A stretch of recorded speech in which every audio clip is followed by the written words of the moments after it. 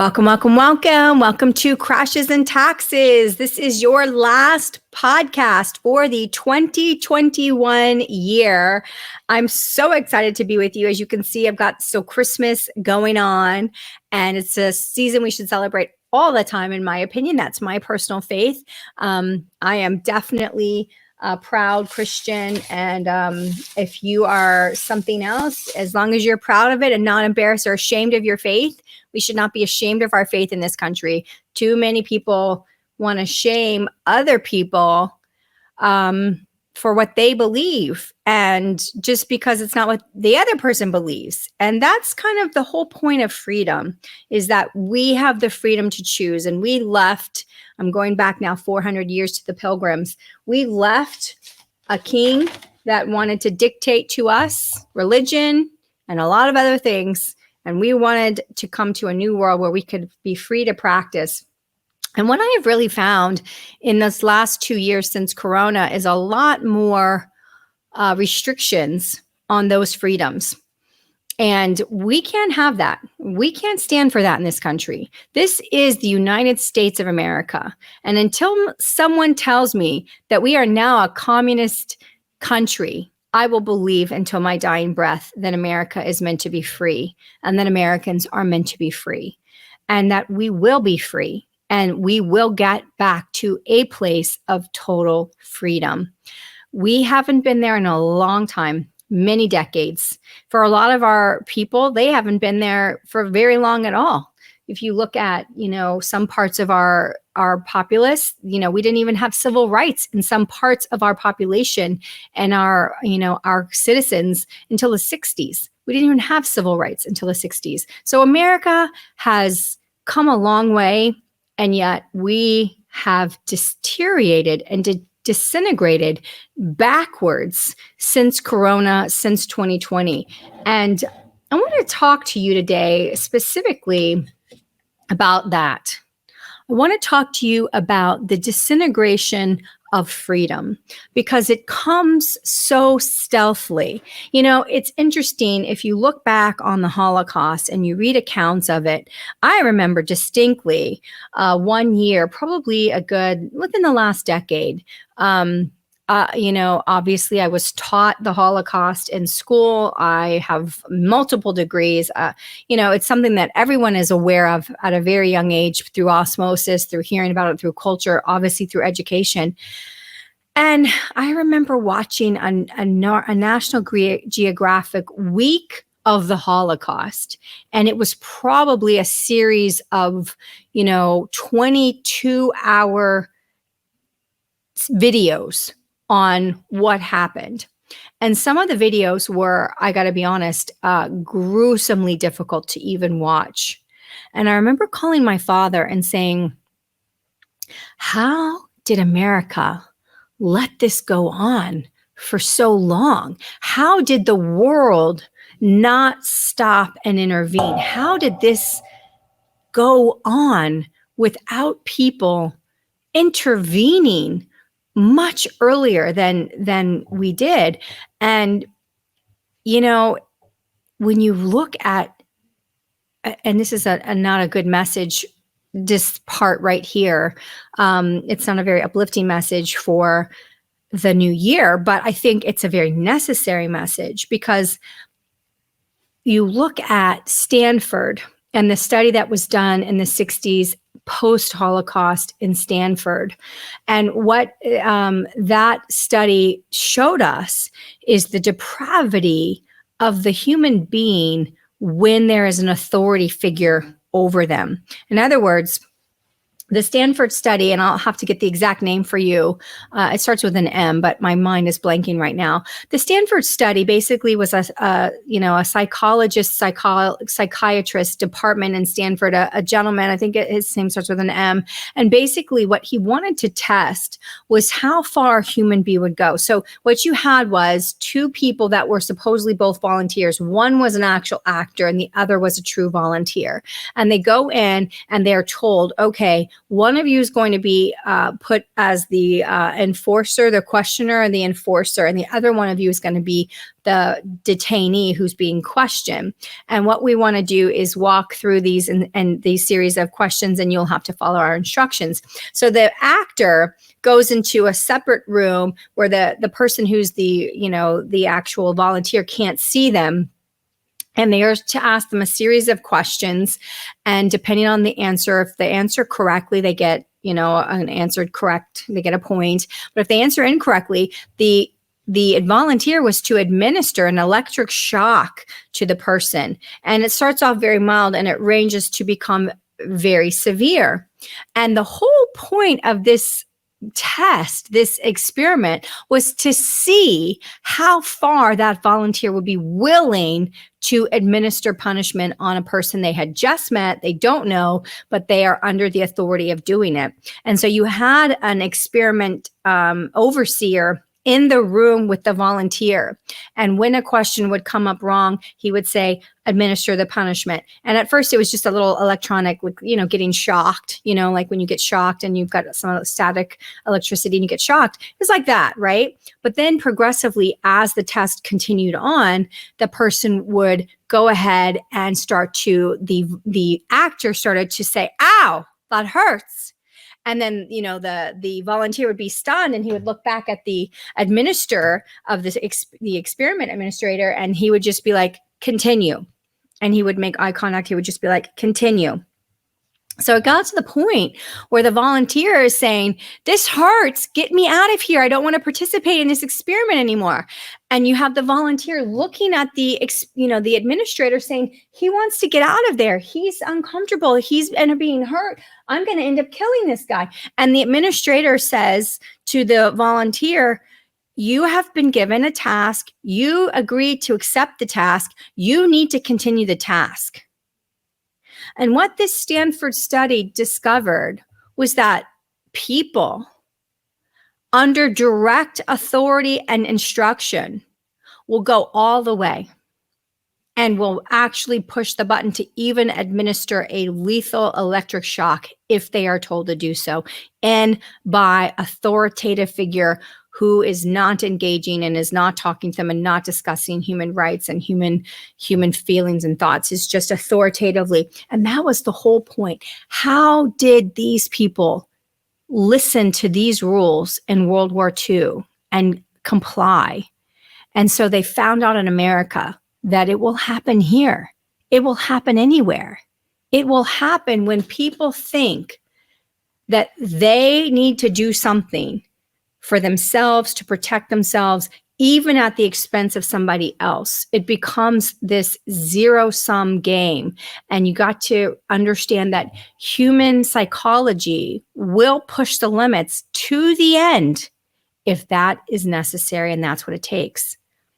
And that is something that we should all be aware of, because if we're all aware that given the right conditions, people that we think are in authority in government can be compromised to do the wrong thing for our country over a protracted series of decades, that can eventually get us to the point where we realize we aren't even living inside of the United States of America anymore. When we can't go to our churches because they are deemed non-essential, when many Christians would say to you that is the one essential thing they need to do in a time of crisis, is go to their body of believers and have that fellowship and have that faith that comes in when you have a certain faith as a Christian, when you have a certain faith as a Muslim, when you have a certain faith as a Buddhist. Our faith is exactly essential when the hard times of life come. So when we start our country on one platform, religious freedom, economic freedom, and we look some 400 plus years later, and we see that churches in the middle of a global pandemic that we haven't had for over 100 years are deemed non-essential, synagogues non-essential, we know that we are no longer living in the America of our forefathers. And it's time for us to wise up stand up and say, who is running this country and what exactly do they believe? I'm convinced that we have one party in Washington, D.C. There is no longer a two-party system. We have a one-party system that believes in something called MMT, modern monetary theory. Modern monetary theory is the belief at a basic level that you can spend and print as much currency as you could ever possibly want to spend without any impact whatsoever on your country, on your economy, with the exception that you must just be able to service the debt. As long as you can service the debt, there is no repercussions. So let's just take that theory for a second. We spent between the CARES, the HEROES, and the AFP Act that was passed March of this year under Joe Biden's administration, that's $6 trillion of fiscal spending that was passed legislatively. So that is true spending, $6 trillion. Then we have the Federal Reserve with their monetary policy basically giving us another 1.3 trillion a year, because that's 120 billion a month, but they're not tapering until the spring. We know that they came out on their last Federal Open Market Committee meeting, December 14th and 15th, and said, yes, inflation's not transitory. Yes, inflation's a problem, but we are not going to taper and pull back rates until the spring. So we have another 3 months of the Fed continuing this accommodative policy. And that's why the markets reacted so positively to the last December FOMC meeting. And so when you have the fate of a $2 trillion bill hanging on the balance of one senator from West Virginia who comes out on a Sunday morning talk show and says, I am not going to support Build Back Better. And I've told you guys on this program before, but I'm going to tell you again, Build Back Better is not Joe Biden's presidential campaign. Build Back Better is the World Economic Forum's campaign for the global reset.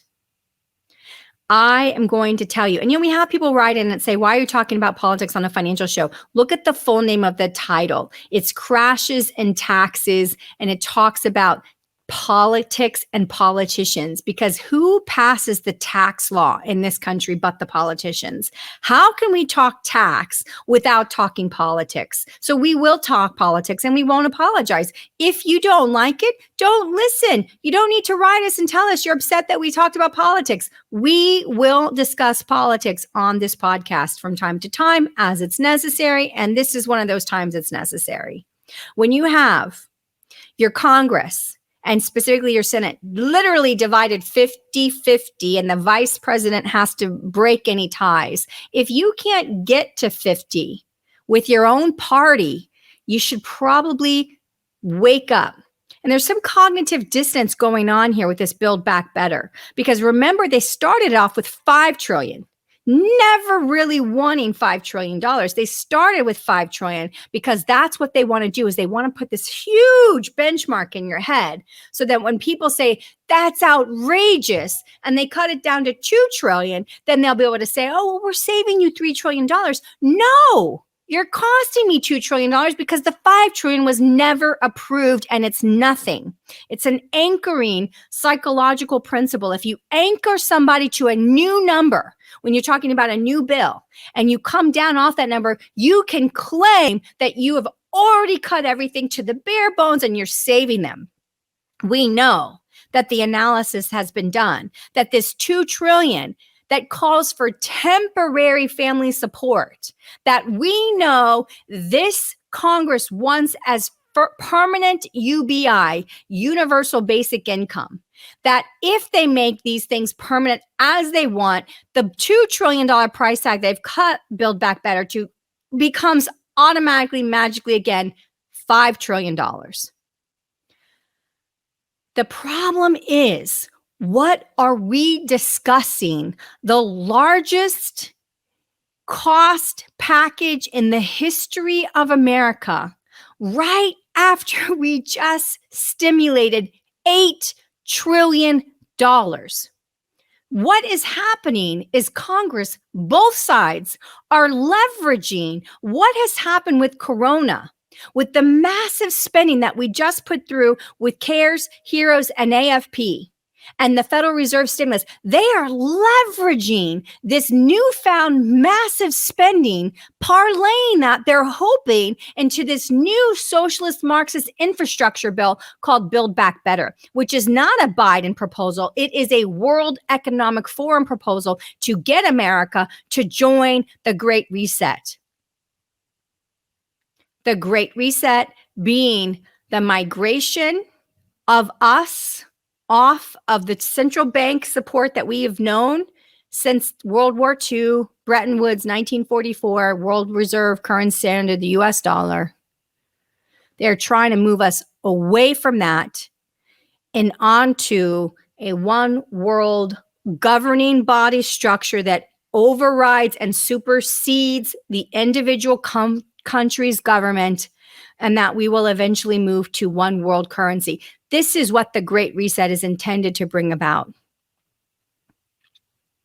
And this is why everyone in America should be sending Joe Manchin a Christmas card, a gift certificate, a thank you note, because we have no fiscal business passing $2 trillion on top of the additional $1+ trillion that we already passed for infrastructure. This is completely asinine, nonsensical, and it is the beginning of the recognition of MMT officially at the congressional level. And we can't have it because MMT is false. It is false. It is wrong. And I will debate any economist about MMT. MMT, modern monetary theory, basically says that the amount of currency you print is irrelevant as long as you can service your debt. And we in America have already seen this very first year after 2020, the amount of inflation that we have had that is no longer transitory, that the Federal Reserve has admitted is no longer transitory. This is a problem. When you've got 5.6, 6.8 year over year inflation on core CPI, which my listeners know because they've been educated, core CPI was adjusted to help the government not really expose the true level of inflation. Core CPI takes out food and energy. So when you have a 6.8% core increase of CPI, consumer price index, year over year, that is excluding your food and your gas. We already know that food and gas are up 20 to 30+% depending on which part of the country you're in. So we cannot accept modern monetary theory. We cannot pass another bill in the US Congress that is 2 trillion or 1 trillion or 3 trillion or 5 trillion. We can't afford to do it after Corona. And in fact, what we should be having is an entire special congressional session on what are we going to cut so we can pay off this debt and get us back to some level of fiscal responsibility that we haven't seemed to have since we came off the gold standard fully under Nixon, since 1971, 50 years ago. We started going in the wrong direction.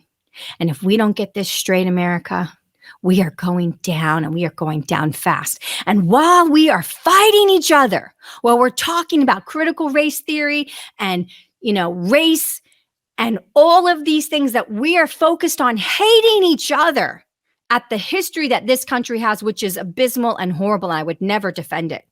While we're infighting each other, Russia and China are out there figuring out how they're going to expand their territories into the Ukraine and to Taiwan, and they are sitting back and laughing at us because all we can do is talk about how horrible our country is to each other, while the rest of the world passes us by and says, "Bye, America, get lost in your own demise." We got to get it. We got to get it straight, you guys. We got to get this straight. And 2022 is the year where this begins, where this starts to get straightened out. We will get it straight. It will not be fun. It will not be pretty, but it must come, and it will come. And I hope you're ready, because if you think that things will continue on as they have been for the last 50, for the next 50, you could not be more wrong. We will see what we have to deal with and what we are expected to go through very fast into this new year. That, on an economic front, I am 100% sure of. So I want to close this rather stark warning message to all of you to get your houses in order. Get your fiscal house in order by saying Happy New Year.